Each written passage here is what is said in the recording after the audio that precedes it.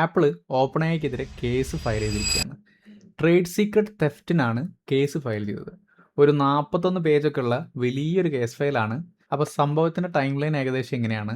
ആദ്യം 2024 ആപ്പിൾ ഇൻ്റലിജൻസിൽ direct chat GPT integration ഒക്കെ അനൗൺസ് ചെയ്യുന്നു. 2025 മെയ്യിൽ ഓപ്പൺ ജോണി ഐവിൻ്റെ AI ഹാർഡ്വെയർ സ്റ്റാർട്ടപ്പായ IO അക്വയർ ചെയ്യുന്നു.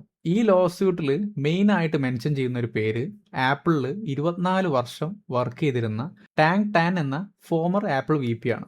ആപ്പിൾ പറയുന്നത് ആപ്പിളിൽ വർക്ക് ചെയ്തുകൊണ്ടിരിക്കുന്ന ആൾക്കാരോട് ഇതേ VP ഓപ്പൺ ഐയിലേക്ക് ഇൻ്റർവ്യൂവിന് വരുമ്പോൾ ആക്ച്വൽ പാർട്സ് കൊണ്ടുവരണം എന്ന് പറഞ്ഞതാണ്.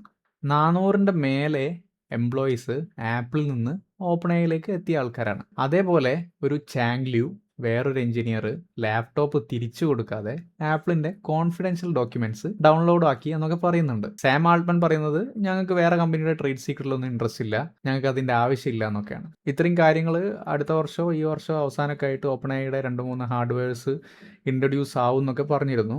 റൂമേർഡ് ആയിട്ടുള്ള ഹാർഡ്വെയർസ് ഇതൊക്കെയാണ്. ആപ്പിളിൻ്റെ ലോ സ്യൂട്ട് ഓപ്പൺ ആയി താങ്ങോ ഇല്ലേ എന്നൊക്കെ കണ്ടറിയാം.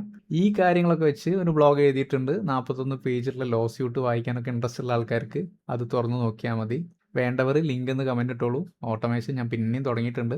അപ്പോൾ see you in the next video.